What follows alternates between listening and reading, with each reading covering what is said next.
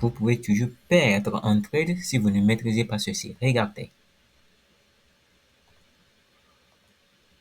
Mon support est une confirmation de retournement haussier. Je rentre et pour des raisons de gestion de risque, je place mon stop loss à ce niveau.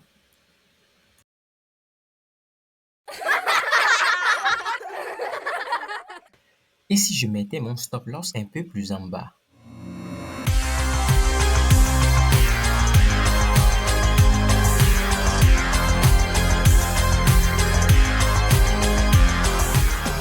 Bonjour chers traders et bienvenue sur Jolly Forex, la chaîne qui vous permet de relever gratuitement votre niveau de trading. Si vous n'êtes pas encore abonné, faites-le maintenant. Ce petit geste est bénéfique pour nous tous. Ça nous encourage et ça vous permet de ne rater aucun de nos contenus qui sont d'ailleurs les plus organisés sur la toile. Alors, aujourd'hui, nous parlons de stop loss et probablement de take profit. Si vous ne savez pas manipuler votre stop loss, vous pouvez toujours perdre un trade qui est supposé être un trade qui gagne. Alors, qu'est-ce qu'un stop loss? Un stop loss, c'est juste le niveau de prix après lequel vous ne voulez plus conserver votre actif. Et voilà, comme l'exemple nous a montré, le stop loss que j'avais mis à ce niveau, je me dis que si le prix arrive à ce niveau, je ne veux plus conserver mon actif. Et voilà que le marché m'a stoppé à ce niveau-là. Il y a plusieurs façons de considérer un stop loss. Il y a certains traders qui préfèrent que leur stop loss soit le plus restreint possible.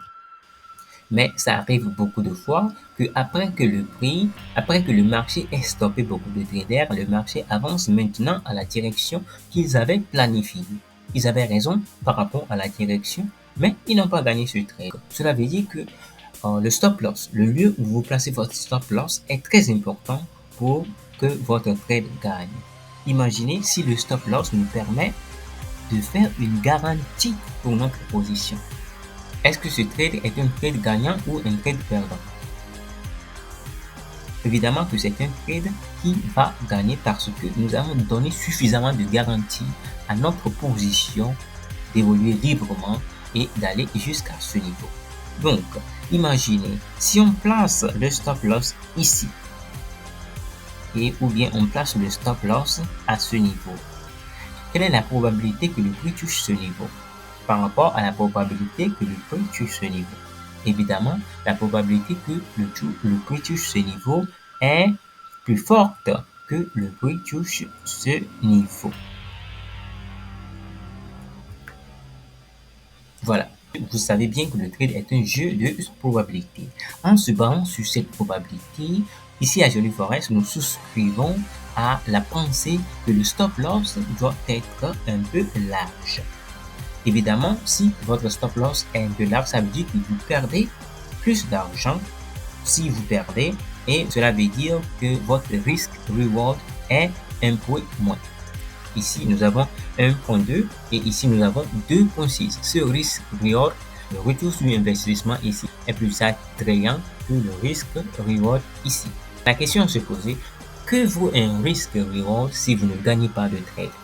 En se basant sur cette logique, nous proposons à ce que vous placez votre stop loss à un niveau plus bas pour que vous puissiez donner de la chambre à air, une grande chambre à air, un espace pour que votre trade ait l'occasion, pour que le marché ait l'occasion de faire ses mouvements normaux et vous donner finalement votre profit.